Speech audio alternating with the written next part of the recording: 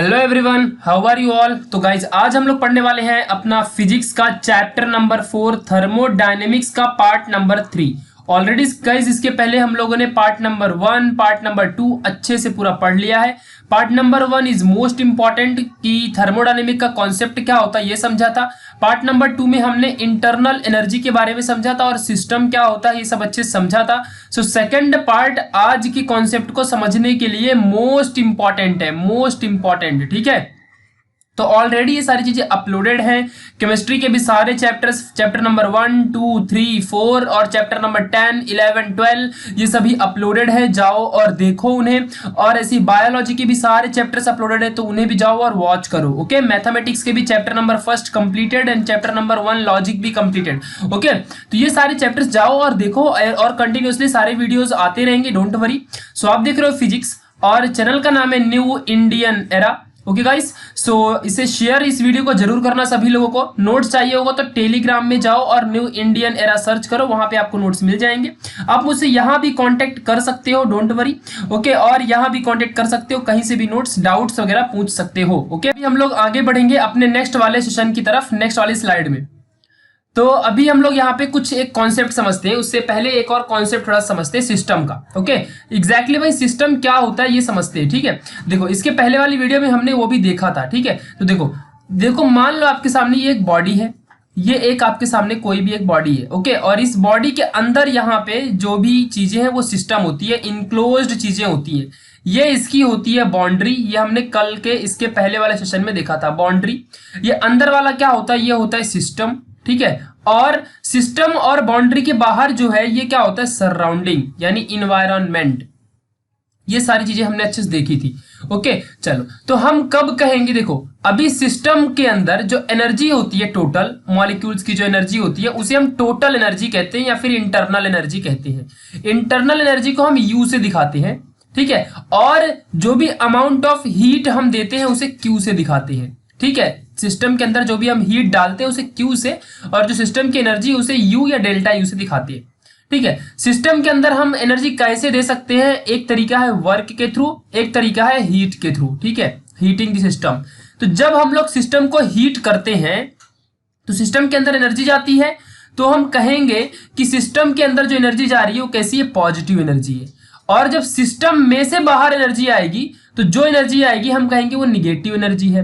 मान लो जो energy system के अंदर गई तो वो पॉजिटिव है और जो बाहर आई वो कैसी है, निगेटिव है, ठीक है। और ये अंदर जा रही मतलब पॉजिटिव है।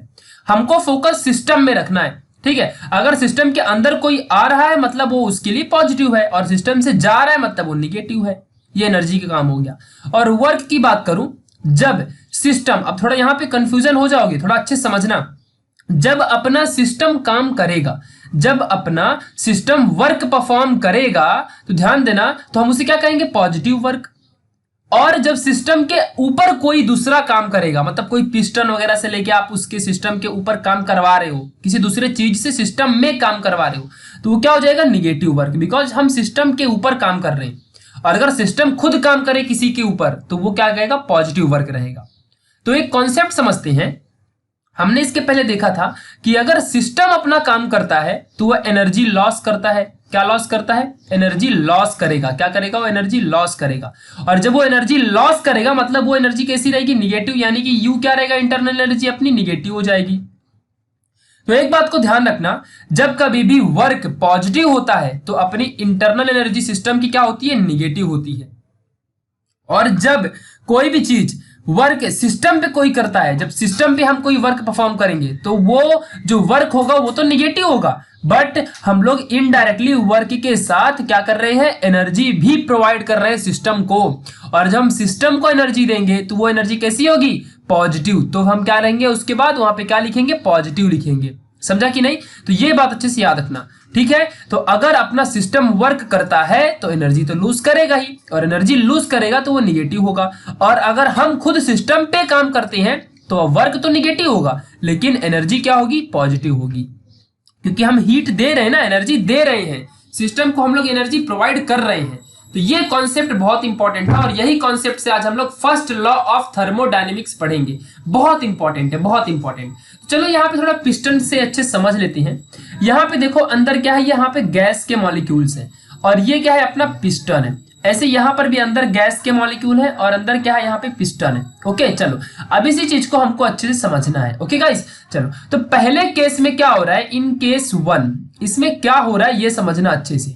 ओके क्या हो रहा है कि जो गैस के मॉलिक्यूल है, गैस के मॉलिक्यूल्स क्या कर रहे हैं, वर्क परफॉर्म कर रहे हैं on the wall of piston. ये जो पिस्टन है ना, ये पिस्टन ठीक है, और ये पूरा सिलेंडर की एक पूरी वॉल है। ठीक है, इस तरीके से यहाँ पे सिलेंड्रिकल एक वॉल है और इसमें यहाँ पे पिस्टन लगा हुआ है। अब आप इमेजिन कर सकते हो क्योंकि इतनी अच्छी डायग्राम है, अब इसमें भी नहीं समझ पाओगे तो फिर क्या कह सकता हूँ यार, 12th में हो तुम लोग। ठीक है, तो जब हम लोग गैस के मॉलिक्यूल्स है, जो ये गैस के मॉलिक्यूल क्या कर रहे हैं, फोर्स लगाएंगे किसमें, इस पिस्टन में, और पिस्टन क्या होगा, मूव करेगा बाहर की तरफ। तो इसका मतलब क्या हुआ, इस कंडीशन में क्या हुआ कि जो वर्क परफॉर्म हुआ है, वर्क कैसा है, पॉजिटिव वर्क है। और जब पॉजिटिव वर्क है यानी कि अपनी गैस ने वर्क परफॉर्म किया है ना, यानी कि एनर्जी किसमें जा रही है, पिस्टन में एनर्जी अपनी जा रही है। तो जब पिस्टन में एनर्जी जा रही है यानी सिस्टम से एनर्जी क्या हो रही है, रिलीज हो रही है। तो जो क्यू होगा वो क्या होगा, निगेटिव होगा। समझा कि नहीं? तो इसीलिए बार बार याद रखना, क्योंकि अपना यहाँ पे गैस जो है, सिस्टम है ये पूरा, ये गैस ये पूरा सिस्टम है और सिस्टम वर्क कर रहा है पिस्टन के ऊपर, यानी कि एनर्जी लॉस कर रहा है अपना सिस्टम। और जब सिस्टम एनर्जी लॉस करता है तो एनर्जी कैसी होती है, निगेटिव। बट अपना सिस्टम काम कर रहा है, इसके लिए वो पॉजिटिव रहेगा। बट सेम कंडीशन में अगर ये बात करूं, अब हम लोग यहाँ पे पिस्टन के ऊपर फोर्स लगा रहे हैं। जब हम लोग पिस्टन के ऊपर फोर्स लगा रहे हैं तो जो गैस मॉलिक्यूल है, अब गैस मॉलिक्यूल अंदर की तरफ जाएगा और कंप्रेस हो जाएगी गैस मॉलिक्यूल। गैस के मॉलिक्यूल क्या हो जाएंगे, कॉम्प्रेस हो जाएंगे, कॉम्प्रेस। ठीक है, ये बात को अच्छे से थोड़ा ध्यान दो। जो गैस के मॉलिक्यूल है वो कॉम्प्रेस हो जाएंगे और उनका वॉल्यूम क्या होगा, डिक्रीज होगा, बिकॉज हम बाहर से पिस्टन में फोर्स लगा रहे हैं। तो अंदर का जो यहाँ पे गैस का मॉलिक्यूल है, ये गैस का मॉलिक्यूल यहाँ पे क्या हो जाएगा, सारे के सारे इनका वॉल्यूम यानी जो जगह है कंटेनर की वो कम हो जाएगी। तो जो वॉल्यूम है वो क्या हो जाएगी, डिक्रीज होगी वॉल्यूम। कब होगा, जब हम लोग अपने पिस्टन पे फोर्स बाहर से लगाएंगे। यानी अब हम सिस्टम के ऊपर काम कर रहे हैं, हम सिस्टम में काम कर रहे हैं। समझा कि नहीं? तो यहाँ पे क्या होगा, वर्क जो होगा वो कैसा होगा, निगेटिव होगा, बिकॉज हम सिस्टम पे काम कर रहे हैं। अगर सिस्टम हमारा काम करता तो पॉजिटिव होता। हम सिस्टम के ऊपर ही प्रायोरिटी रखेंगे, याद रखना अच्छे से। तो वर्क यहाँ पे निगेटिव है।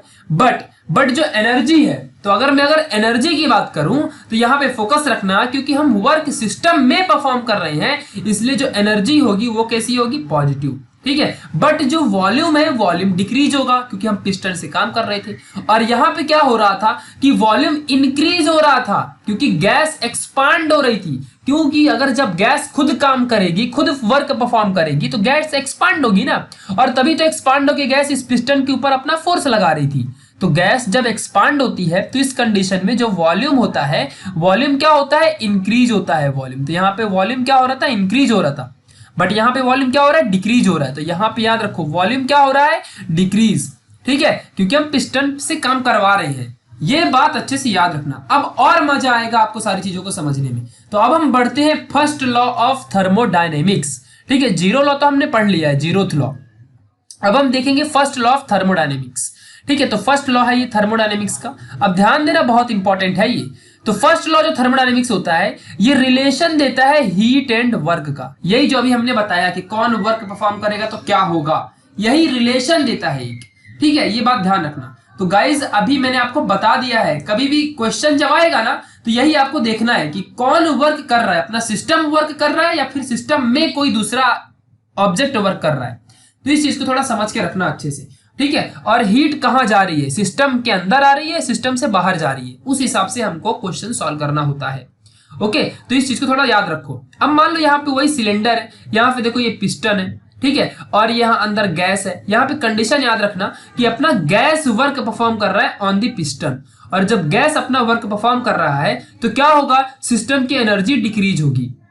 बट वर्क कैसा रहेगा, वर्क अपना कैसा रहेगा, पॉजिटिव रहेगा, बिकॉज अपना सिस्टम वर्क परफॉर्म कर रहा है ऑन दी पिस्टन। ठीक है, और जब अपनी गैसेस एक्सपांड होगी, क्योंकि अब ये काम करेंगी ना, वर्क करेंगे on the piston by some force, तो फोर्स क्या होगा, पीए, क्योंकि P इक्वल टू क्या होता है, फोर्स अपॉन एरिया। ठीक है, तो फोर्स क्या हो जाएगा, P इंटू ए। P क्या है, प्रेशर, और ए क्या है, एरिया, यानी कि कितने अमाउंट ऑफ एरिया में हम प्रेशर अप्लाई कर रहे हैं। ठीक है, फोर्स अप्लाई कर रहे हैं, वही होता है प्रेशर। ठीक है, तो ये जो पिस्टन का एक एरिया है, ये ए, इस एरिया में हम कुछ फोर्स लगा रहे हैं, वही अपना होगा प्रेशर। तो यहां से अपने को फोर्स मिल जाएगा कि गैस के मॉलिक्यूल कितना फोर्स लगा रहे हैं ऑन दी पिस्टन की वॉल में। और जब पिस्टन पे फोर्स लगेगा तो वो थोड़ा आगे की तरफ ऐसा डिस्प्लेस भी होगा, तो वो सम डिस्टेंस, डिस्प्लेसमेंट क्या हो जाएगा, वो डिस्टेंस जो होगा dx मान लिया हमने, और ये सिस्टम है ही है। तो वही चीज को यहाँ पे लिखा है। मान लो ये, और ये जो पिस्टन है ना, इसके बारे में थोड़ा जान लो। ये पिस्टन मासलेस होता है, इसका कोई मास नहीं होगा, कंसीडर किया है हमने ऐसा। ये मूवेबल होगा और फ्रिक्शन लेस होगा, यानी कि इसका कोई ना तो मास है, ना ही ये फ्रिक्शन, और ना ही इसके पास कोई मतलब ऐसा है कि स्टैटिक भी नहीं है, मूव कर सकता है, और ये फ्रिक्शन लेस है, ऐसा पिस्टन ही है। ओके, ये बात ध्यान रखना अच्छे से। और जो सिस्टम का वॉल्यूम है वो इंक्रीज डिक्रीज दोनों हो सकता है, इंक्रीज भी हो सकता है और डिक्रीज भी हो सकता है। अगर हम पिस्टन को अंदर की तरफ लेके आएंगे तो अपना वॉल्यूम क्या होगा, डिक्रीज होगा। और अगर अपना सिस्टम काम कर रहा है पिस्टन पे, तो सिस्टम ये पिस्टन दूर जाएगा और अंदर का जो वॉल्यूम होगा वो इंक्रीज होगा। तो ये चीज को याद रखना। ए क्या है, ये एरिया ऑफ क्रॉस सेक्शन है सिलेंडर के बीच में और पिस्टन के बीच में। अब मान लो यहाँ पे ये जो एरिया है, यहाँ पे ये जो छोटा सा एरिया है, इसको हम एरिया कहते हैं, ए क्रॉस सेक्शनल एरिया। पी क्या है, प्रेशर है जो कि अपनी गैस लगा रही है। अंदर का जो सिस्टम है ना, सिस्टम, ये जो अंदर का यहाँ पे सिस्टम है, ये जो सिस्टम है, ये सिस्टम क्या कर रहा है, यहाँ पे जो गैस के मॉलिक्यूल इसे सिस्टम कहते हैं। ये सिस्टम क्या कर रहा है, फोर्स अप्लाई कर रहा है। किसमें फोर्स अप्लाई कर रहा है, अपने इस जो पिस्टन है इसमें। तो यहाँ पे कुछ तो प्रेशर भी लगा रहा होगा ना, तो वो प्रेशर है। तो यहाँ पे ध्यान रखना, हम एक ऐसे कंडीशन के लिए बात कर रहे हैं कि जिसमें अपना गैस मॉलिक्यूल क्या कर रहा है, फोर्स अप्लाई कर रहा है ऑन दी पिस्टन। इस बात को ध्यान रखो। वो फोर्स कितना है, F P है, ये तो आपको पता ही है। चलो आगे बढ़ते हैं अभी नेक्स्ट। तो यहाँ पे क्या हो जाएगा, टोटल वर्क क्या होता है, तो वर्क का फॉर्मूला हमने काइनेटिक एनर्जी में दिखा था, P इंटू वॉल्यूम। जितना वॉल्यूम होगा उतना, भाई कितने वॉल्यूम में लग रहा है, और यहाँ पे प्रेशर कितना है, वही वर्क है। तो dW is equal to P dV, ऐसा हो जाएगा। dV क्या है, एक छोटा सा यहाँ पे अपना वॉल्यूम है। dW क्या है, work done by force F। और dx क्या है, डिस्टेंस हो जाएगा, डिस्टेंस कितनी कवर हो रही है वो डिस्टेंस हो जाएगा dx। ओके, ये बात आपको अच्छे से याद रखनी है, ठीक है। चलो, अगर मान लो कि VI और VF, अब यहां पे ध्यान देना अच्छे से, बहुत इंपॉर्टेंट है ये, ठीक है। इनिशियली जब अपना पिस्टन पे कोई काम नहीं हो रहा था, यानी कि अपना जो वर्क था, यानी जो अपना सिस्टम था, वो कोई काम कर ही नहीं रहा था, तो क्या होगा, तो उस टाइम पे वॉल्यूम कुछ ना कुछ इनिशियली रहा होगा, तो उसे हमने VI मान लिया। बट जब यहां से अपना अंदर का सिस्टम काम परफॉर्म करेगा, वर्क परफॉर्म करेगा, तो ये जो अंदर का यहाँ पे पिस्टन है ये दूर जाएगा बाय सम डिस्टेंस dx। तो फिर इसका जो वॉल्यूम होगा वो इंक्रीज हो जाएगा, यहाँ पे वॉल्यूम इंक्रीज हो जाएगा, तो उसे हमने मान लिया VF।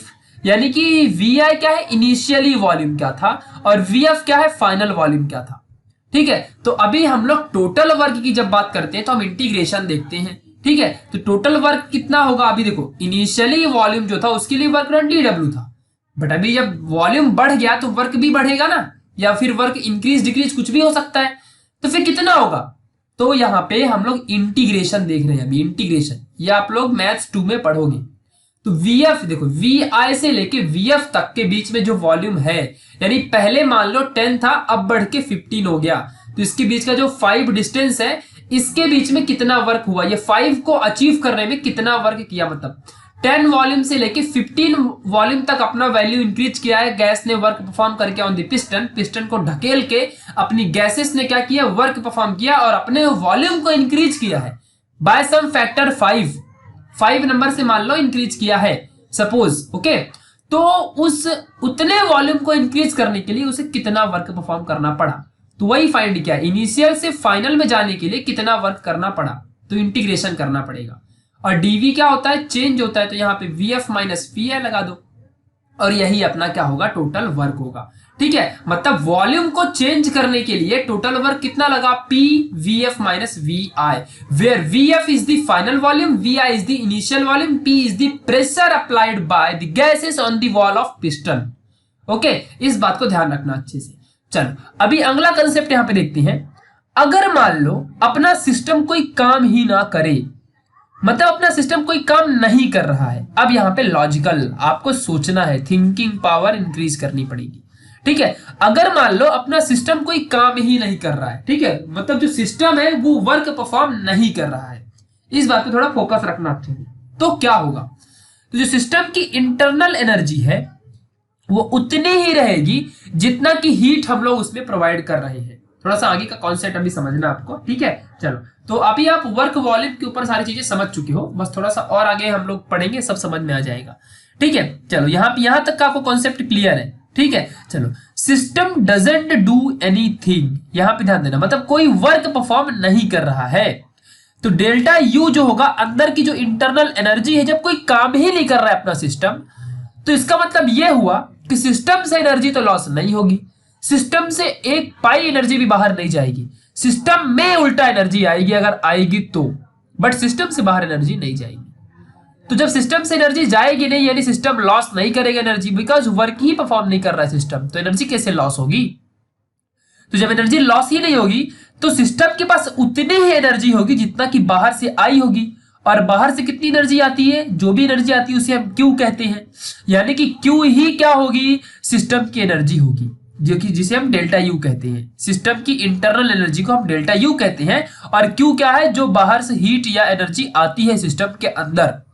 तो इंटरनल एनर्जी उतना ही होगा ना जितना बाहर से आया होगा, इस चीज को समझ के रखना अच्छे से, ओके। नाउ ये कंडीशन हो गई जब सिस्टम काम नहीं करता है, और जब सिस्टम काम करता है तब, तो जब सिस्टम वर्क परफॉर्म करेगा तो वर्क क्या होगा, पॉजिटिव होगा, बट जो अपनी इंटरनल एनर्जी होगी वो क्या होगी, क्योंकि एनर्जी लॉस करेगा जब वर्क करेगा सिस्टम, तो इंटरनल एनर्जी क्या हो जाएगी, इंटरनल एनर्जी निगेटिव हो जाएगी।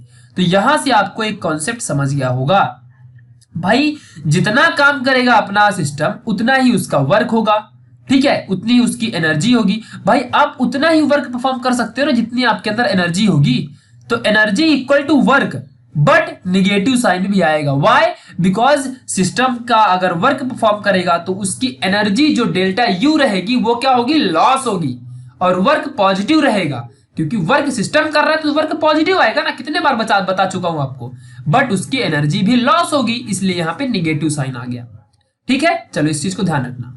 नाउ टोटल कितना चेंज होगा एनर्जी, इंटरनल एनर्जी टोटली कितना चेंज होगी, ये बात ध्यान देना अच्छे से, और यही है mathematical expression for first law of thermodynamics. First law of thermodynamics का मैथमेटिकली एक्सप्रेशन है ये, मैथमेटिकली, ठीक है, जहां पे डेल्टा यू है इंटरनल एनर्जी, क्यू है टोटल हीट गेन्ड और total heat lost by the system, and W is the work done by the system और work performed on the system. ये बात ध्यान रखना, सिस्टम पे कितना काम किया, सिस्टम ने कितना काम किया, क्यू क्या है, टोटल हीट सिस्टम में कितनी आई, या फिर सिस्टम कितनी एनर्जी लॉस कर रहा है बाहर सराउंडिंग में, और डेल्टा यू इस वक्त सिस्टम के अंदर कितनी एनर्जी भरी हुई है। तो यहां पे टोटल कितनी चेंज होगी इंटरनल एनर्जी, ठीक है। तो इतना ही होगा ना कि देखो, सबसे पहली बात कि डेल्टा यू कितना होगा, ये देखो, इसको समझो मैथमेटिकल एक्सप्रेशन को, डेल्टा यू कितना होगा, यहां पे डेल्टा यू की वैल्यू कितनी आएगी, डेल्टा यू की वैल्यू उतनी ही आएगी जितना क्यू अपने इंटरनल एनर्जी में आया होगा। मतलब एक सिस्टम है अगर आपके सामने, तो आपने जितनी हीट अंदर दी है उतना ही हीट होगी ना अंदर, बट अगर आप बीच में कोई काम भी परफॉर्म कर रहे हो, वर्क भी परफॉर्म कर रहे हो, सिस्टम आपका कोई काम भी कर रहा है, तो हीट लॉस भी हो रही है। तो मान लो आपने 200 अंदर दिया और 100 बाहर चला गया, तो अंदर कितना बचेगा डेल्टा यू, फिर तो 200 माइनस 100 ही बचेगा ना, बिकॉज 200 तो हमने दिया था और उसमें से 100 का काम कर लिया, तो अंदर कितना बचेगा डेल्टा यू, जो भी 100 है वो क्या होगा, अपना टोटल इंटरनल एनर्जी। भाई अंदर टोटल कितना बचा, इंटरनली कितना बचा, 100 बच गया। तो यही चीज यहां पे लिखा है, अब आपके दिमाग में बैठ गया होगा। मान लो आपके सामने एक सिस्टम है, सिस्टम को आपने क्यू दिया, क्यू कितना दिया, 200 दिया, वो हीट होती है टोटल, ठीक है। तो ये बात ध्यान रखना अच्छे से। अब इसमें से कितना बाहर वर्क परफॉर्म कर रहा है, एज अ वर्क कितना बाहर एनर्जी आप यूज कर रहे हो, तो मान लो 100 यूज कर रहे हो, तो अंदर कितना बचेगा, 100 बचेगा ना, 200 माइनस 100, तो क्यू 200 दिया था और वर्क यहाँ पे 100, टोटल गया जितना उतना ही यहाँ पे अपने पास टोटल इंटरनल एनर्जी होगी। और यही होता है वर्क का, यहाँ पे जो थर्मोडायनेमिक्स का फर्स्ट लॉ, ठीक है, फर्स्ट लॉ ऑफ थर्मोडायनेमिक्स। तो फर्स्ट लॉ ऑफ थर्मोडायनेमिक्स क्या रिलेशन देता है, टोटल इंटरनल एनर्जी और कितना वर्क या फिर हीट गेन्ड लॉस हम कर रहे हैं, उसके बीच में रिलेशन देता है फर्स्ट लॉ ऑफ थर्मोडायनेमिक्स। ये एक कॉन्सेप्ट है, कोई डेफिनेशन नहीं है। फर्स्ट लॉ ऑफ थर्मोडायनेमिक्स एक कॉन्सेप्ट है, इस बात को ध्यान रखना। तो यहां तक कि जो मैंने अभी आपको बताया है, इस चीज को अच्छे से समझ के रखो और यहां तक सारे कॉन्सेप्ट को अपने ब्रेन में बिठा लो। और सारी चीजें आपकी सिंपल होते चली जाएंगी। और इसी इक्वेशन से देखो हम ये भी लिख सकते हैं, ये आपके ऊपर, आप लिखो ना लिखो आपके ऊपर है। तो अब आपके ब्रेन में बैठ चुका है कि एग्जैक्टली इंटरनल एनर्जी क्या होती है। तो इंटरनल एनर्जी उतनी ही होगी जितना हम लोग हीट अंदर देंगे, ठीक है। इसीलिए तो U is equal to Q होता है। बट ये कब पॉसिबल है, जब अपना वर्क क्या हो, जीरो हो। हमने देखा था ना कि वर्क जब जीरो रहेगा, देखो यहाँ पे वर्क जीरो है, वर्क परफॉर्म नहीं कर रहे तो फिर W लाने की जरूरत ही नहीं है। तो वर्क जीरो होगा तो डेल्टा U यानी इंटरनल एनर्जी उतनी ही होगी जितना हम Q अंदर दे रहे हैं, उसमें जितने हीट हम अंदर सिस्टम में दे रहे हैं उतना ही डेल्टा U होगा, क्योंकि हम काम तो कर ही नहीं रहे, तो सिस्टम का कोई एनर्जी बाहर जाएगी नहीं, लॉस करेगा ही नहीं सिस्टम, क्योंकि वर्क परफॉर्म नहीं कर रहा है। बट अगर सिस्टम वर्क परफॉर्म करेगा तो फिर ये वाला इक्वेशन बनेगा। मान लो कि Q एनर्जी आपने अंदर दी थी, फिर उस Q में से कुछ का काम कर लिया सिस्टम ने, तो टोटल कितना बचेगा, डेल्टा U बच जाएगा। ये है फर्स्ट लॉ ऑफ थर्मोडायनेमिक्स का मैथमेटिकली स्टेटमेंट। ओके, इस चीज को ध्यान रखना। आप ये भी लिख सकते हो, आपके ऊपर है, ठीक है। चलो, तो अभी यहाँ पे इसकी मीनिंग भी समझ लेते हैं कि Q heat is added to the system. भाई Q तो वही है ना, हीट जितना हम दे रहे हैं। It's internal energy is increased. अभी हम लोग अगर किसी भी सिस्टम में हीट देंगे तो उसकी इंटरनल एनर्जी इंक्रीज होगी ना, by an amount delta U। Yes, internal energy U होगी। And remaining lost in the form of work. और जो बाकी का अगर सिस्टम ने काम किया तो वो वर्क के फॉर्म में एनर्जी बाहर चली गई। तो वही चीज यहाँ पे लिखा हुआ है, इसका मीनिंग यही। तो वर्क क्या है, जितना हम परफॉर्म कर रहे हैं, डेल्टा U क्या है, इंटरनल एनर्जी, Q क्या है, जितना हीट हम सिस्टम को प्रोवाइड कर रहे हैं। तो इस चीज को अच्छे से याद रखना। चलो, अब इसी कॉन्सेप्ट को, ये फॉर्मूले को कभी मत भूलना, delta U is equal to Q minus W। Concept clear है ना, बस और कुछ नहीं चाहिए, समझ में आया होगा आपको। चलो अब यहाँ पे देखते हैं। एज इट इज हमको सिर्फ डायग्राम में फोकस करना है, मैंने आपको ऑलरेडी सारी चीजें बता ही दी है, बस अभी चलो यहाँ देख लेते कुछ चीजें, ठीक है। चलो, तो मान लो Q एक हीट है और जो हम सिस्टम को दे रहे हैं अंदर, ठीक है। सिस्टम को हमने जब अंदर Q दिया तो इनिशियली अपना डेल्टा U कितना रहेगा, 200 रहेगा। बट अगर अपना सिस्टम 100 जूल का काम कर लिया, वर्ग की भी इन यूनिट जूल ही होती है, न्यूटन भी आप लिख सकते हो, और Q हीट है, उसका भी जूल हमने लिया है, हीट का यूनिट से कुछ फर्क नहीं पड़ता, एनर्जी है वो। तो डेल्टा U कितना होगा इनिशियली, जब अपना सिस्टम कोई काम नहीं करेगा तो delta U is equal to Q होता है ना। जब हम कोई काम ही नहीं कर रहे हैं तो जितना हीट अंदर दूंगा उतना हीट इंटरनल एनर्जी होगी। बट अगर अभी हम मान लो 100 जूल का वर्क परफॉर्म कर रहे हैं तो डेल्टा U कितना होगा, फिर जितना हमने अंदर दिया था सिस्टम में, U में जितना हमने ऐड किया था, और माइनस करेंगे जितने का काम कर लिया। तो 200 हमने ऐड किया था और 100 का काम कर लिया तो 100 आ जाएगी एनर्जी। तो डेल्टा U कितना आ गया, 100 आ गया। यही देखो यहाँ पे, अब इस वक्त जब हमने 100 का काम कर लिया और 200 ऐड किया था, तो सिस्टम के अंदर इंटरनल एनर्जी कितनी बची, 100 जूल प्लस 100 जूल।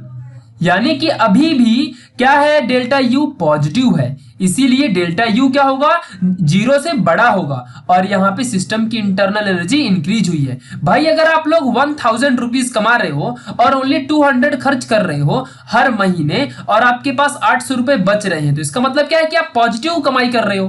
तो वही बात है यहाँ पे कि इंटरनल एनर्जी इंक्रीज होगी और ये पॉजिटिव रहेगी। यही बात यहाँ पे बताया है, बस और कुछ नहीं। चलो आगे बढ़ते हैं। नेक्स्ट कंडीशन, अगर मान लो, यहां पे इंपॉर्टेंट कॉन्सेप्ट समझना है, अगर मान लो आप लोग अपना सिस्टम, जो अपना सिस्टम है, ये 200 जूल की एनर्जी लॉस कर रहा है, माइनस साइन है ना, माइनस साइन क्या बताता है कि अपनी सिस्टम जो है वो एनर्जी लॉस कर रही है, ये माइनस साइन बताता है। और अगर सिस्टम में एनर्जी आती है तो हम क्या लिखते हैं, पॉजिटिव लिखते हैं। इनिशियल बताया था ना, स्टार्टिंग में यार बताया था मैंने, अंदर सिस्टम को कोई चीज दोगे तो वो पॉजिटिव होगी, जो सिस्टम किसी को देगा बाहर तो वो निगेटिव होगी। यहाँ पे देखो निगेटिव है, तो यानी कि सिस्टम 200 एनर्जी लॉस कर रहा है, और बाहर से हम सिस्टम में, ध्यान देना अच्छे से, सिस्टम में -100 जूल का हम काम कर रहे हैं, तो यहां माइनस ही आएगा ना, और एनर्जी हम दे रहे हैं। अब इस चीज को थोड़ा समझो, कंफ्यूज मत हो जाना। मैंने बार बार आपको बोला है कि जब सिस्टम में हम काम करते हैं, वर्क परफॉर्म करते हैं सिस्टम में, और जब हम हीट देते हैं, हीट और एनर्जी दो अलग अलग, अपना जो यहाँ पे Q हीट है और वर्क, ये दो अलग अलग चीजें हैं, दोनों से सिस्टम से हम एनर्जी लॉस और कम ज्यादा कर सकते हैं। इतना छोटा सा कॉन्सेप्ट है, समझना अच्छे से। तो जब हम लोग वर्क सिस्टम में परफॉर्म करते हैं तो वो वर्क निगेटिव होता है, बट उस वक्त वहां पे जो उसकी एनर्जी होगी वो कैसी होगी, पॉजिटिव। बिकॉज जब हम सिस्टम में काम करते हैं, सिस्टम में वर्क परफॉर्म करते हैं, तो अपना वर्क तो निगेटिव होता है, बट उसकी हीट क्या होती है सिस्टम की, इंक्रीज होती है, और वो भी पॉजिटिवली। बट अगर हम लोग यहाँ पे ध्यान देना, सिस्टम से बाहर के लिए वर्क परफॉर्म करते हैं तो वर्क तो पॉजिटिव होगा, बट जब सिस्टम किसी के ऊपर काम करेगा तो वो एनर्जी लॉस करेगा, तो क्यू क्या हो जाएगा, निगेटिव हो जाएगा। तो यहां पे देखो क्या हो रहा है, वर्क हम परफॉर्म कर रहे हैं सिस्टम में, बाहर से सिस्टम में हम काम कर रहे हैं, तो वर्क तो निगेटिव ही रहेगा ना, बट एनर्जी क्या होगी, 100 जूल प्लस में रहेगी। ठीक है, ये बात आपको फोकस रखना है। ठीक है, चलो तो जब हम इसको सॉल्व करेंगे तो Q क्या है, -200, W क्या हो जाएगा, यहाँ पे ध्यान देना अच्छे से, -100। तो Q यहाँ पे देखो अभी -200 और माइनस साइन -100, ठीक है, फिर -200 minus minus plus 100 is equal to -100। ठीक है, तो ये क्या आ गया, डेल्टा U आ गया। क्या है वैल्यू, ये डेल्टा U की वैल्यू है, और डेल्टा U कैसा है, निगेटिव आया। ठीक है, तो यहाँ पे डेल्टा U क्या रहेगा, 0 से छोटा रहेगा, और यहाँ पे इंटरनल एनर्जी क्या हुई है, डिक्रीज हुई है। भाई कहने का मतलब क्या है कि जो एनर्जी लॉस किया है system in the form of heat वो 200 जूल है, और हम लोग जो एनर्जी दे रहे हैं सिस्टम को in the form of work, क्योंकि वर्क जब हम इस सिस्टम में करते हैं, वर्क करते हैं, तो हम हीट भी दे रहे होते हैं ना, काम एनर्जी हम दे रहे होते हैं सिस्टम में। ठीक है, ये बात ध्यान रखना। तो हम लॉस कर रहे हैं 200 जूल और एनर्जी दे रहे हैं सिस्टम को in the form of work by 100 joule only. सो जा 200 रहा है और आ 100 रहा है, सो इसका मतलब 100 का लॉस हो रहा है, यानी हम निगेटिव में चल रहे हैं, तो सिस्टम की एनर्जी क्या होगी, यहाँ पे लॉस होगी और ये डिक्रीज होगी। पूरा बिजनेस है यहाँ पे। सोच लो कॉमर्स का स्टूडेंट अगर होता तो बहुत जल्दी समझ लेता इस चीज को। हाँ ओके यार, तो कॉमर्स नहीं है, यहाँ पे हम लोग साइंस के बच्चे हैं और हम उनसे भी धमाल मचाएंगे। ठीक है, ये बात ध्यान रखना।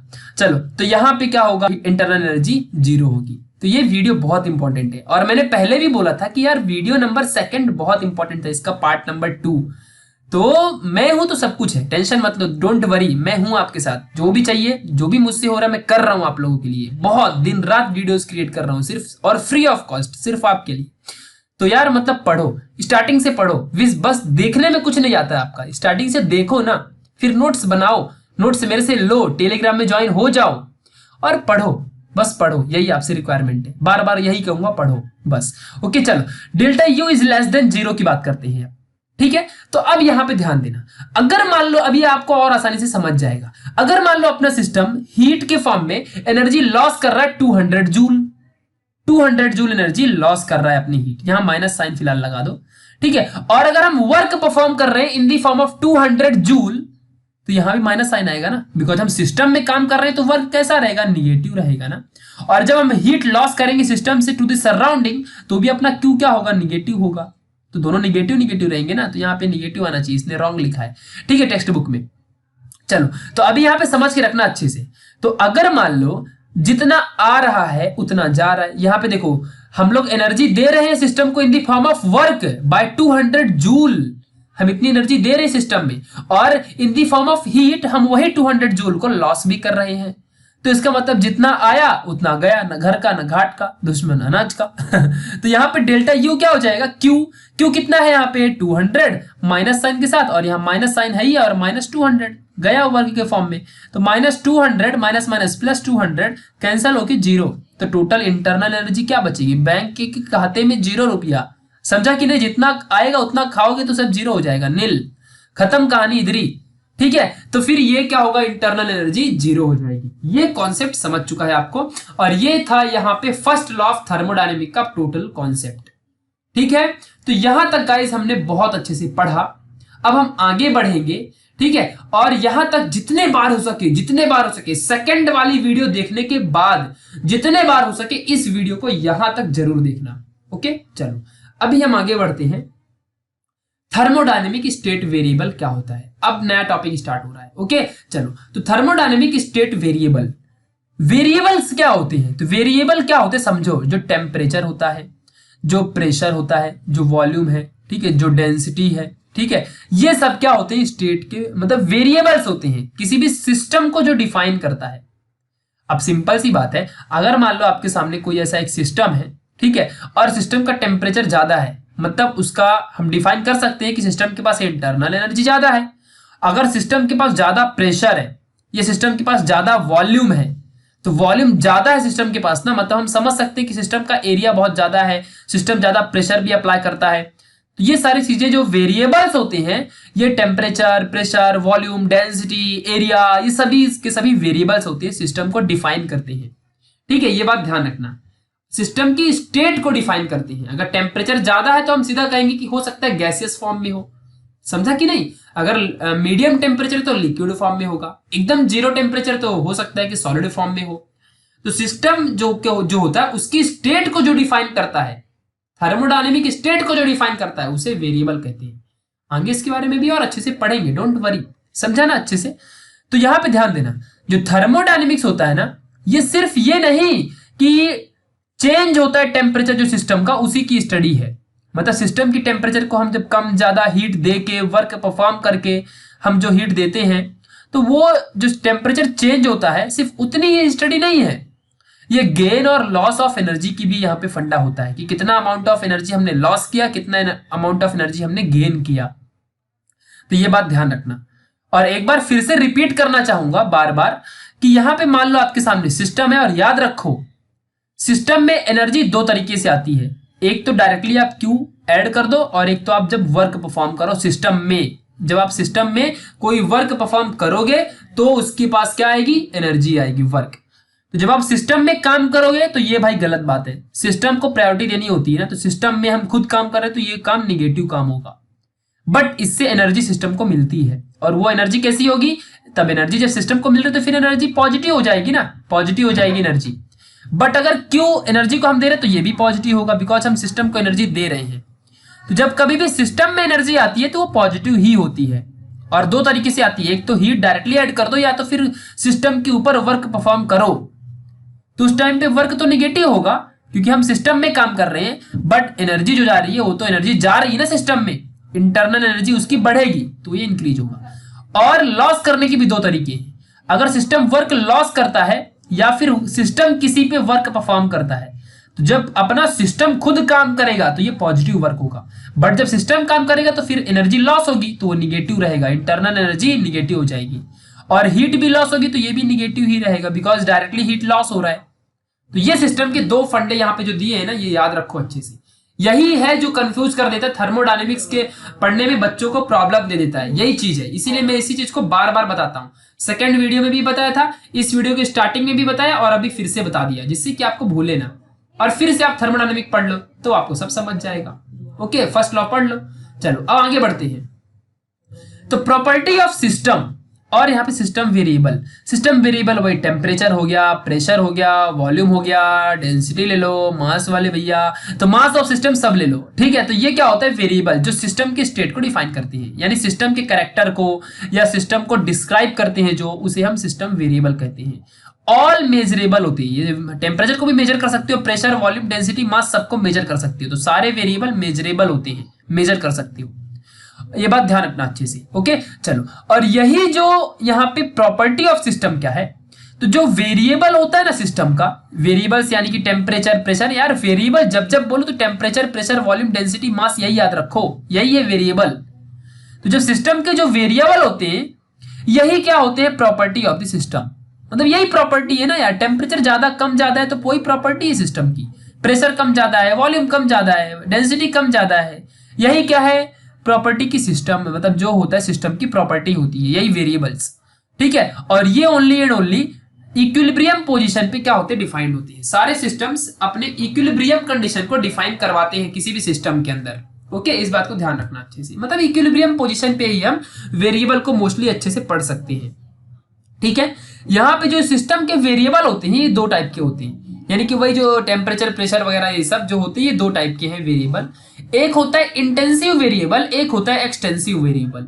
जो इंटेंसिव वेरिएबल होता है ये सिस्टम के साइज के ऊपर डिपेंड नहीं होता है। मान लो अगर आपके सामने एक कंटेनर है और कंटेनर के अंदर कोई चीज रखी हुई है, तो यहाँ पे जो मॉलिक्यूल्स है, गैस, लिक्विड, कुछ भी मान लो आप लोग, इसके जो यहाँ पे मॉलिक्यूल्स हैं, तो इनका साइज कुछ भी रहने दो, कुछ फर्क नहीं पड़ता है, सख्त है ये, ठीक है। तो यहाँ पे कुछ फर्क नहीं पड़ता है वेरिएबल को, इंटेंसिव वेरिएबल को। तुम छोटी साइज वाला लेके आओ, बड़ी साइज वाला लेके आओ, हम सबको संभाल लेंगे, ठीक है। तो कैसा भी साइज रहने दो अंदर का, इसको कैसा भी साइज रहने दो अंदर के अपने सिस्टम का, लेकिन वेरिएबल्स से को कुछ फर्क नहीं पड़ता, वो प्रॉपर प्रॉपर्टी अपनी दिखाएंगे, प्रॉपर तरीके से प्रॉपर्टी दिखाएंगे।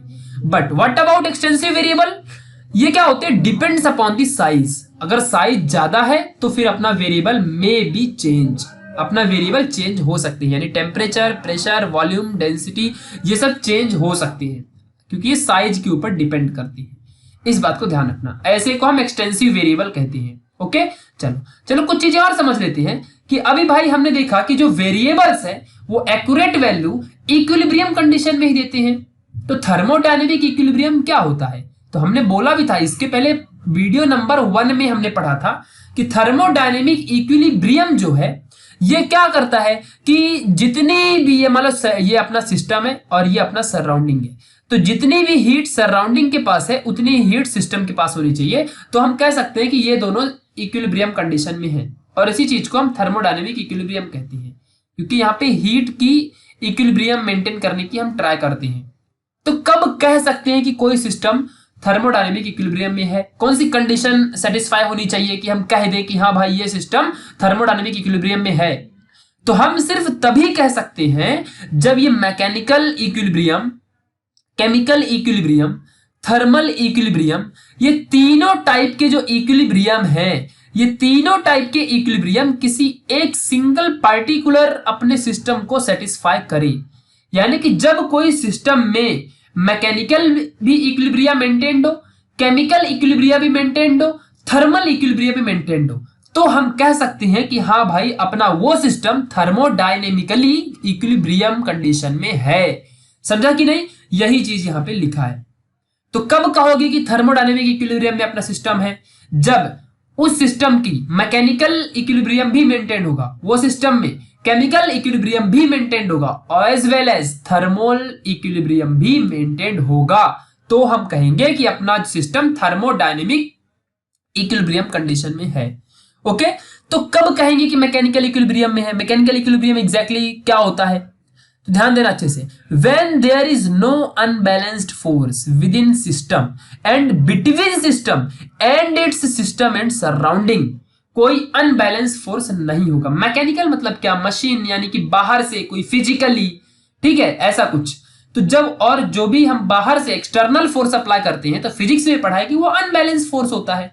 तो कोई भी अनबैलेंस फोर्स या तो हम सिस्टम में अप्लाई कर रहे हैं, या तो बिटवीन सिस्टम एंड सराउंडिंग में अप्लाई कर रहे हैं, तो ये अनबैलेंस फोर्स होना ही नहीं चाहिए। अगर ये अब्सेंट हो तो हम कहेंगे कि अपना सिस्टम मैकेनिकल इक्विलिब्रियम कंडीशन में है, because there is absence of unbalance force. कोई बाहर से अनबैलेंस फोर्स ही नहीं है, तो अपने सिस्टम जो कंडीशन में है वो कंडीशन से वो हटेगा ही नहीं, परफेक्ट इक्विलिब्रियम कंडीशन में रहेगा। और अगर इनबैलेंस फोर्स आ गया तो अपना जो बैलेंस्ड कंडीशन थी वो अनबैलेंस हो जाएगी, यानी कि वो फिर इक्विलिब्रियम पोजीशन से हट जाएगा।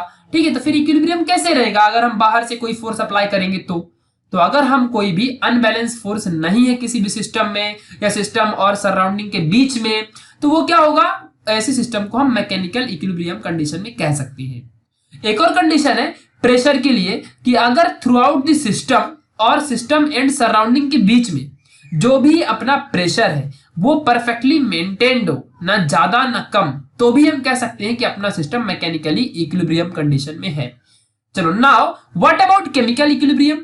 तो केमिकल इक्विलिब्रियम ये बात करता है कंपोजिशन ऑफ मैटर की। कोई सिस्टम है अगर, तो उसके अंदर कितना मैटर है। तो हमने देखा था ना कि isolated system, closed system, open system. Isolated system में क्या होता था, ना तो हीट ट्रांसफर होती थी ना ही मैटर ट्रांसफर होता था।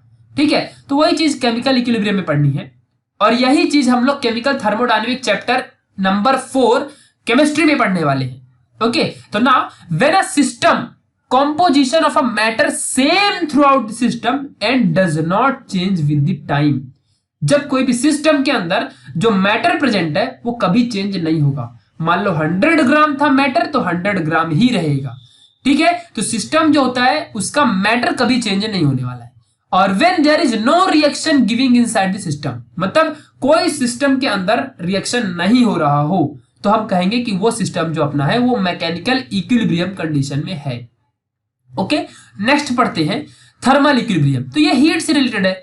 When temperature of a system is uniform through out the system and does not change with the time.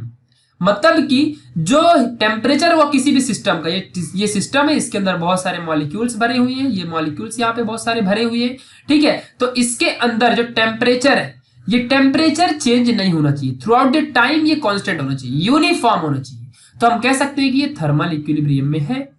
और केमिकल के लिए जो यहाँ पे ये मैटर प्रेजेंट है, ये मैटर कभी चेंज नहीं होना चाहिए, तो हम कह सकते हैं कि ये केमिकल इक्विलिब्रियम में है। और अगर हम कह सकते हैं कि इसके अंदर अगर बाहर से ना कोई और ना ही अंदर से बाहर के लिए कोई अनबैलेंस फोर्स अप्लाई हो रहा है, तो हम कह सकते हैं कि ये मैकेनिकल इक्विलिब्रियम में है, ठीक है। और अगर ये तीनों इक्विलिब्रियम को सेटिस्फाई कर गया, यानी ना तो इसमें कोई अनबैलेंस फोर्स हो, इसका प्रेशर कांस्टेंट हो, इसका मैटर फिक्स हो, इसके अंदर जो हीट है वो फिक्स हो, तो हम कह सकते हैं कि ये पूरा सिस्टम जो है थर्मोडायनेमिक इक्विलिब्रियम में है, ठीक है। तो ये कंडीशन याद रखना अच्छे से। चलो आगे का स्टेप पढ़ते हैं कि thermodynamic state variable and equation of state. बहुत आसान है यार, बहुत आसान है। इक्वेशन ऑफ स्टेट क्या होता है पहले ही बता देता हूं आपको मैं।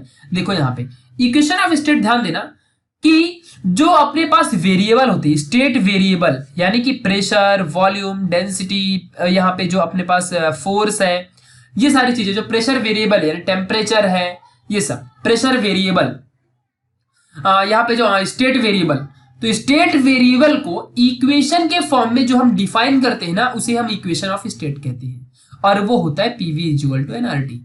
ये एक देखो प्रेशर है, वॉल्यूम है, N means number of mole, R तो कांस्टेंट होता है, टी इज द टेम्परेचर। तो ये सारे हैं क्या, वेरिएबल है, स्टेट वेरिएबल। और ये क्या डिफाइन करते हैं, ये डिफाइन करते हैं अपने स्टेट के पूरे फंक्शनैलिटी को, स्टेट्स के बिहेवियर को, स्टेट जो अपना सिस्टम होता है उसके कैरेक्टर को, उसको डिफाइन करते हैं। तो ये क्या है, equation of state. Equation of state क्या होता है, जो वेरिएबल स्टेट को डिफाइन करता है, स्टेट वेरिएबल को डिफाइन करता है। यानी कि जो सिस्टम है उसकी स्टेट को कौन डिफाइन करता है, वेरिएबल, और उसे हम कहते हैं स्टेट वेरिएबल। और इस स्टेट वेरिएबल को जो डिफाइन करता है, जो इक्वेशन डिफाइन करता है, उस इक्वेशन को इक्वेशन ऑफ स्टेट कहते हैं, यानी PV is equal to NRT, ठीक है। ये बात ध्यान रखना। चलो, तो इक्वेशन ऑफ स्टेट क्या है समझ गया आपको। अब यहाँ पे थर्मोडायनेमिक स्टेट वेरिएबल के बारे में थोड़ा पढ़ते हैं। थर्मोडायनेमिक स्टेट वेरिएबल, चलो तो कुछ चीजें जानेंगे, बहुत इंपॉर्टेंट होगी। मान लो अभी देखो, कब हम कह सकते हैं कि कोई भी सिस्टम थर्मोडायनेमिक इक्विलिब्रियम में है, तो हमने अभी अभी देखा भाई कि अगर वो मैकेनिकल, अगर वो थर्मल, और अगर ऐसे ही जो अपना था यहाँ पे एक और लास्ट वाला था केमिकल, ठीक है। तो केमिकल कंडीशन, तीनों कंडीशन को ये सेटिस्फाई करता हो, तीनों कंडीशन की इक्विलिब्रियम में हो, तो हम कह सकते हैं कि वो अपना थर्मोडायनेमिक इक्विलिब्रियम में है अपना सिस्टम, ठीक है। तो इसका मतलब क्या, पहले से मिला था प्रेशर, दूसरे से मिला यहाँ पे थर्मल वाले से मिला था हीट, ठीक है, और सी वाले से मिला था जो केमिकल था, उससे हमको मिला था कि मैटर के बारे में। तो ये तीनों चीजें अगर कांस्टेंट है तो हम कह सकते हैं कि अपना थर्मोडायनेमिक इक्विलिब्रियम में है। बट क्या ऐसा हर वक्त पॉसिबल है? मान लो अगर आपके सामने बॉल है, फुटबॉल है सॉकर की, और उसके अंदर मान लो गैस भरी है, थोड़े टाइम बाद अपने आप उसकी गैस बाहर रिलीज होगी, तो स्टार्टिंग में तो उसका जो प्रेशर होगा वो फिक्स रहेगा, बाद में उसका प्रेशर कम हो गया। उसके अंदर जो गैस के मैटर थे वो मैटर पहले फिक्स थे, अब गैस के मैटर बाहर चले गए, तो उस गैस की जो फुटबॉल थी उसके अंदर जो गैसेस मैटर थे वो भी क्या हो गए, कम हो गए। तो ये एक ऐसी कंडीशन है जो जिसे हम ऐसा कह सकते हैं कि थर्मोडायनेमिक इक्विलिब्रियम में नहीं है, ठीक है। ये बात ध्यान रखना। तो इसीलिए यहां पे ध्यान देना अच्छे से कि कुछ ऐसे भी सिस्टम होते हैं which not in equilibrium can not be describe in terms of state variable. जो कुछ ऐसे भी होते हैं जो स्टेट वेरिएबल की कंडीशन में, यानी प्रेशर, वॉल्यूम, टेम्परेचर, इनमें ये डिफाइन ही ना होते हों, ऐसे भी कुछ स्टेट होती हैं। और अब तक हम कौन सी कंडीशन पे थर्मोडायनेमिक इक्विलिब्रियम को डिफाइन कर रहे थे कि अगर उनका स्टेट वेरिएबल यानी प्रेशर, वॉल्यूम, टेम्परेचर और जो भी है डेंसिटी, तो ये सब के सब कांस्टेंट रहा, या फिर मैटर हो गया, ये सब के सब अगर कांस्टेंट रहा, तो हम कह सकते हैं कि वो थर्मोडायनेमिक इक्विलिब्रियम में है। यानी कि प्रेशर यानी मैकेनिकल अपना इक्विलिब्रियम, हीट मतलब thermal equilibrium, matter means chemical equilibrium, ठीक है। तो ये सब अगर इक्विलिब्रियम में है मतलब अपना जो सिस्टम है वो थर्मल इक्विलिब्रियम में है, ऐसा हम कह सकते हैं। बट ऐसा जरूरी नहीं है कि ऐसा ही हो, स्टेट वेरिएबल कांस्टेंट है तो अपना थर्मल इक्विलिब्रियम में होगा, ऐसा जरूरी नहीं है। एयर की केस में ऐसा नहीं होता है, एयर का जो प्रेशर है वो इंक्रीज डिक्रीज होते रहता है, ठीक है। एयर का मैटर जो है वो क्या होता है, ट्रांसफर होते रहता है एक जगह से दूसरी जगह, ठीक है। तो इसकी कंडीशन में ऐसा नहीं कह सकती, तो यही पॉइंट था। और इन सारे वेरिएबल को जिस भी इक्वेशन से हम दिखाते हैं उसे इक्वेशन ऑफ स्टेट कहते हैं। चलो अब यहां पे हमको थोड़ी चीज समझनी है। इक्वेशन ऑफ स्टेट में प्रेशर, वॉल्यूम, टेम्परेचर, ये क्या होते हैं, पी वी टी क्या होते हैं, प्रेशर होते हैं, वॉल्यूम होते हैं, टेम्परेचर होते हैं, एन क्या है, नंबर ऑफ मोल्स था, आर क्या होता है, कांस्टेंट होता है, ये सारी चीजें, ठीक है। ध्यान देना भी अच्छे से। और यहाँ पे इंडिपेंडेंट कुछ वेरिएबल्स लाइक टेम्परेचर है, प्रेशर है, वॉल्यूम है, ये कुछ इंडिपेंडेंट यहाँ पे अपने पास वेरिएबल्स होते हैं। ये सारे अपने पास स्टेट के पास होती है, चाहे लिक्विड ले लो, गैस ले लो, प्रेशर ले, कोई भी अपना मतलब कोई भी तीनों स्टेट्स ऑफ मैटर ले लो, इनके ये इंडिपेंडेंट वेरिएबल है। व्हाई? बिकॉज ये तीनों में होती है। सॉलिड का भी कुछ ना कुछ टेम्परेचर, वॉल्यूम और यहाँ पे प्रेशर रहेगा ही रहेगा। तो पी वी टी ये तीन चीजें याद रखना अच्छे से, ये सबके होते हैं तभी, चाहे वो सॉलिड लो, गैस लो, लिक्विड लो, इसीलिए ये इंडिपेंडेंट वेरिएबल है, ठीक है। इनको ग्राफिकल मेथड से हमको समझना है, ठीक है। तो पहले हम पी एंड वी का, फिर पी एंड टी का, फिर वी एंड टी का, इस तरीके से हम ग्राफ देखेंगे। पहला पीवी ग्राफ देखेंगे जिसे हम पीवी डायग्राम कहते हैं, रिलेशन यानी कि यार प्रेशर वॉल्यूम का रिलेशन। तो यहां पे हम देखो प्लॉट कर रहे हैं, एक तरफ वी यानी वॉल्यूम, एक तरफ प्रेशर को प्लॉट कर दिया हमने। और यहाँ पे देखो 2 पॉइंट से ले लिए वॉल्यूम एंड प्रेशर का, यहाँ पे थोड़ा अच्छे से समझना। और इसके बीच में यहाँ पे जो भी हम लोग ग्राफ प्लॉट करते हैं, तो ये अंदर का क्या फॉर्म, जो ये शेडेड एरिया में बना रहा हूं, ये अपना एरिया है। और एरिया ये उतना ही एरिया है जितना कि वर्क हम परफॉर्म कर रहे हैं, वर्क इतना हम कर रहे हैं, ठीक है। बिकॉज अब ध्यान देना अच्छे से, अगर P और V का रिलेशन, इंपॉर्टेंट पॉइंट याद रखो, pressure is inversely proportional to volume. Pressure ज्यादा इंक्रीज करोगे, ये प्रेशर है, प्रेशर ज्यादा बढ़ाओगे तो वॉल्यूम डिक्रीज होगा, क्योंकि इनवर्सली है। प्रेशर कम करोगे तो वॉल्यूम इंक्रीज होगा, इस बात को ध्यान रखो अच्छे से। तो प्रेशर अगर यहां पे अपने इस यहां पे अच्छे से ध्यान देना, अगर मान लो आप लोग प्रेशर इंक्रीज करते हो तो वॉल्यूम डिक्रीज होगा, अगर प्रेशर डिक्रीज करते हो तो वॉल्यूम इंक्रीज होगा। तो यही चीज है ना, ध्यान दो अच्छे से। प्रेशर ये वाला क्या है, लाइन प्रेशर का है, यानी ऊपर की तरफ हम प्रेशर के लिए जाते हैं। यहां पे रहेगा तो प्रेशर ज्यादा है, यहां पे रहेगा तो प्रेशर कम है।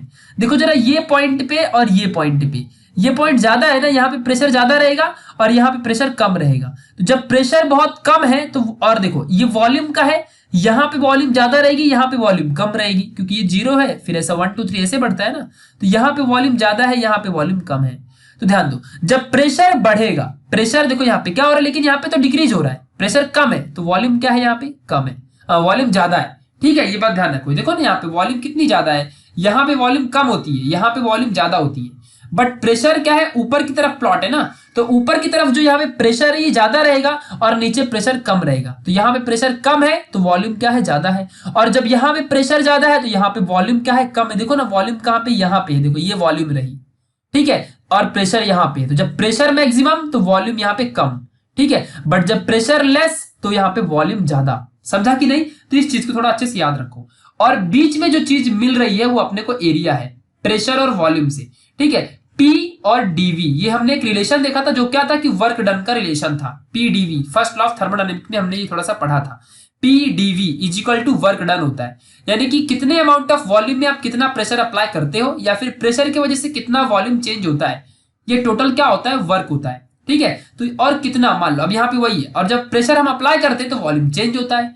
तो पहले कितना था, बाद में कितना था, ये हमने देखा था, ठीक है। तो इनिशियली मान लो VI है, बाद में VF बन गया, टोटल वर्क कितना परफॉर्म हुआ, DW की वैल्यू होती है PdV, और VI से लेके यहाँ पे VF तक आप जाओगे, ठीक है। तो यही रिलेशन है। और जो यहाँ पे ये एरिया है, ये एरिया क्या शो करता है, यही अपना टोटल वर्क परफॉर्म करता है, मतलब कितना वर्क परफॉर्म हुआ, ये अपना एरिया बताता है। अभी हम आगे के डायग्राम में इनको अच्छे से समझेंगे, डोंट वरी, ठीक है। अभी इसी चीज को समझोगे। तो ये था फिलहाल PV डायग्राम, ओके। चलो अभी आगे बढ़ते हैं, इसी PV डायग्राम में ज्यादा एनालिसिस हम करेंगे, ओके। चलो ध्यान देना। तो अगर मान लो अब यहां पे वॉल्यूम ज्यादा रहेगा, यहां पे वॉल्यूम कम रहेगा, प्रेशर ऊपर की तरफ प्लॉट किया है तो नीचे की तरफ प्रेशर क्या रहेगा, कम रहेगा, ऊपर प्रेशर ज्यादा रहेगा। यहां पे ध्यान दो, जब हम प्रेशर इंक्रीज यहां पे डिक्रीज कर रहे हैं, प्रेशर ऊपर ज्यादा, प्रेशर नीचे प्रेशर कम, प्रेशर डिक्रीज कर रहे हैं ना हम। तो जब हम प्रेशर को डिक्रीज करेंगे तो वॉल्यूम क्या होगा, वॉल्यूम देखो ना इंक्रीज हो गया है, वॉल्यूम इंक्रीज हुआ कि नहीं हुआ है। प्रेशर जैसे जैसे हम डिक्रीज करेंगे, और डिक्रीज करते क्या, और डिक्रीज करेंगे तो यहां पे आता, तो वॉल्यूम देखो यहां पे ज्यादा होगा, समझा कि नहीं? तो या जैसे मान लो ये 0 है यार, ये 1 है, ये 2 है, ऐसे प्लॉट करोगे ना तो यहाँ पे वॉल्यूम ज्यादा रहेगा, 4 5 समथिंग कुछ आएगा, और डिक्रीज करोगे तो ये और यहाँ पे आ जाएगा। समझा कि नहीं? तो वॉल्यूम ज्यादा बढ़ेगा, क्योंकि pressure inversely proportional to volume. Pressure बढ़ाओ तो वॉल्यूम घटाओ, ऐसे होता है ना। चलो याद रखना अच्छे से। तो यहाँ पे अगर प्रेशर कम करोगे तो वॉल्यूम क्या होगा? इंक्रीज होगा। और एक कंडीशन हमने देखी थी कि अगर वॉल्यूम इंक्रीज होता है, ध्यान देना अच्छे से, वर्क के लिए, ये एक कंटेनर है मान लो, और अगर वॉल्यूम इंक्रीज हो रहा है, इसका मतलब अपना जो वर्क है, वर्क गैस सिस्टम परफॉर्म कर रहा है। क्योंकि हमने देखा था ना, सिलेंडर था अपने पास, पिस्टन था, यहाँ पे पिस्टन था, और गैस क्या कर रही थी? यहाँ पे गैस अप्लाई कर रही थी पिस्टन में। अपना वर्क जो गैस था, सिस्टम था, जो सिस्टम था, जिस सिस्टम अपना वर्क परफॉर्म कर रही थी पिस्टन में, और पिस्टन दूर भाग रहा था, तो अंदर का वॉल्यूम इंक्रीज हो रहा था, यानी गैस एक्सपांड हो रही थी। इसका मतलब सिस्टम काम कर रहा है। तो यहां से क्या सीखा कि अगर वर्क, यहाँ पे प्रेशर बढ़ रहा है, अगर यहाँ पे प्रेशर डिक्रीज हो रहा है, अगर प्रेशर कम हो रहा है, तो वॉल्यूम क्या हो रही है? यहाँ पे वॉल्यूम इंक्रीज हो रहा है ना, वॉल्यूम देखो इंक्रीज हो रहा है। और जब वॉल्यूम इंक्रीज हो रहा है, यानी कि गैस का जो वॉल्यूम है, वो जो गैस का एरिया है, वो एक्सपांड हो रहा है, यानी कि सिस्टम अपना वर्क परफॉर्म कर रहा है, ना कि सिस्टम में काम हो रहा है। ठीक है? तो सिस्टम खुद वर्क परफॉर्म कर रहा है, यानी सिस्टम जब वर्क परफॉर्म करता है, सिस्टम अपना वर्क परफॉर्म करता है, तो वो वर्क पॉजिटिव होता है, और इसीलिए यहां पे 0 से ज्यादा वैल्यू आई। और जो ये शेडेड एरिया है, ये क्या है? वर्क का टोटल वैल्यू बता रहा है, V1 से लेके V2। इनिशियली V1 था, बाद में जो बढ़ा तो वो V2 हो गया, तो वो एक एरिया है। और PdV क्या है? वो जो उसकी वैल्यू होती है। तो ये बात को थोड़ा याद रखो, बहुत इंपॉर्टेंट है, ये बहुत इंपॉर्टेंट है। समझा अच्छे से ग्राफ? आपको कोई डाउट नहीं होगा आई थिंक कभी। ठीक है? तो इस चीज को याद रखना। तो कभी भी याद रखो, अगर वॉल्यूम एक्सपांड हो रहा है, इसका मतलब अपना कोई दबा रहा था ना अपने सिस्टम को, तो सिस्टम ने क्या किया? फटाफट अपने आप को सिस्टम ने क्या किया? वर्क परफॉर्म किया। और जब सिस्टम वर्क परफॉर्म करेगा, तो उसकी जो वॉल्यूम होगी, अंदर की जो गैस होगी, वो एक्सपांड होगी, तभी ना दूसरे पे वो वर्क परफॉर्म करेगा। ठीक है? तो जब एक्सपांड होगा तो उसका वॉल्यूम बढ़ेगा, और एक्सपांड हो रहा है, वॉल्यूम बढ़ रहा है, इसका मतलब कि अपना सिस्टम वर्क परफॉर्म कर रहा है। और जब सिस्टम काम कर रहा है, यानी कि वो वर्क पॉजिटिव वर्क होगा, और इसीलिए देखो यहां से 0 से बड़ा है। इसके लिए देखते हैं, अब देखो इनिशियली, यहां देखो 1 दिया है ना, यहाँ पे 2 दिया है। इनिशियली अपना प्रेशर कम था, फिर प्रेशर ज्यादा हो गया, तो प्रेशर बढ़ाओगे तो वॉल्यूम क्या होगी? यहाँ पे डिक्रीज होगी। और जब वॉल्यूम डिक्रीज होगी, प्रेशर बढ़ाओगे तो वॉल्यूम डिक्रीज होगा, यानी कि वॉल्यूम देखो कम होगा यहाँ पे। और जब वॉल्यूम कम होगा, इसका मतलब अब हम पिस्टन पे काम कर रहे हैं, यानी कि अब हम पिस्टन पे फोर्स लगा रहे हैं, पिस्टन अंदर की तरफ जाएगा, यानी कि पिस्टन अपने गैस में वर्क परफॉर्म कर रहा है। अब सिस्टम काम नहीं कर रहा है, अब सिस्टम में काम हो रहा है, सिस्टम के ऊपर। We are working upon the system. System अब काम नहीं कर रहा है, सिस्टम किसी के ऊपर काम नहीं कर रहा है, अब हम खुद सिस्टम में काम कर रहे हैं। समझा कि नहीं? सिस्टम के ऊपर काम वर्क अप्लाई कर रहे हैं।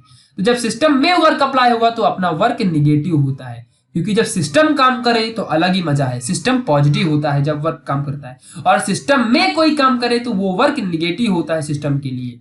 ठीक है? क्योंकि हमेशा सिस्टम ट्राई करता है कि वो खुद वर्क परफॉर्म करे, system tries to expand itself. ठीक है? ये बात ध्यान रखना अच्छे से, ऑलवेज। और इसीलिए वो वर्क करता है, और वो वर्क पॉजिटिव वर्क कहलाता है, क्योंकि सिस्टम ने अपने आप को एक्सपांड करने के लिए काम किया इसके लिए। ठीक है? तो यहां पे जो वर्क है ये निगेटिव होगा। ठीक है? और इसीलिए देखो यहाँ पे 0 से लेस है, क्योंकि प्रेशर अगर कम, यहाँ पे देखो ध्यान देना, प्रेशर अगर ज्यादा होगा यहाँ पे, तो वॉल्यूम क्या होगी? डिक्रीज होगी। और वॉल्यूम जब डिक्रीज हो रही है, इसका मतलब कि हम पिस्टन में बाहर से प्रेशर अप्लाई कर रहे हैं, तो प्रेशर बढ़ा रहे हैं हम, प्रेशर बढ़ रहा है तो मतलब वॉल्यूम डिक्रीज हो रहा है, तो अंदर की गैस कंप्रेस हो रही है। और जब अंदर की गैस कंप्रेस हो रही है, तो यहाँ पे क्या हो रहा है? वर्क तो परफॉर्म हो रहा है सिस्टम में, लेकिन वो वर्क निगेटिव है, इसीलिए यहाँ पे 0 से लेस ले लिया है हमने। ठीक है? और ये वर्क क्या होगा? यहाँ पे जो वर्क रहेगा वो 0 से छोटा, यानी निगेटिव वर्क कहलाएगा। ठीक है? ये बात ध्यान रखना। और ये बात तो हमको पता ही ना कि अगर हम वर्क सिस्टम में करते हैं तो एनर्जी सिस्टम को मिलती है, बट वो एनर्जी निगेटिव, एनर्जी पॉजिटिव रहेगी और वर्क निगेटिव रहेगा। क्योंकि सिस्टम में अगर एनर्जी आई तो वो एनर्जी क्या होती है? पॉजिटिव एनर्जी, चाहे कहीं से भी आई। और सिस्टम से अगर एनर्जी गई तो वो निगेटिव होती है। यहाँ पे वर्क के फॉर्म में एनर्जी अंदर जा रही है, तो एनर्जी तो पॉजिटिव रहेगी, बट वर्क निगेटिव रहेगा। व्हाई? बिकॉज हम सिस्टम में काम कर रहे हैं। तो ये ग्राफ को इस तरीके से रिलेट करके पढ़ोगे ना, फायदे में रहोगे। एक और समझते हैं अच्छे से। इनिशियली अपना प्रेशर जितना था, बाद में भी उतना ही है, तो सिंपल से कोई कहने की बात है कि अगर प्रेशर कांस्टेंट है तो वॉल्यूम भी कांस्टेंट ही रहेगा ना। Pressure inversely proportional to volume, जितना प्रेशर है उतना ही वॉल्यूम है। ना ही आप प्रेशर इंक्रीज कर रहे हो ना ही डिक्रीज कर रहे हो, तो फिर वॉल्यूम भी इंक्रीज डिक्रीज थोड़ी होगा, उतना ही रहेगा ना। तो इस बात को ध्यान रखना अच्छे से।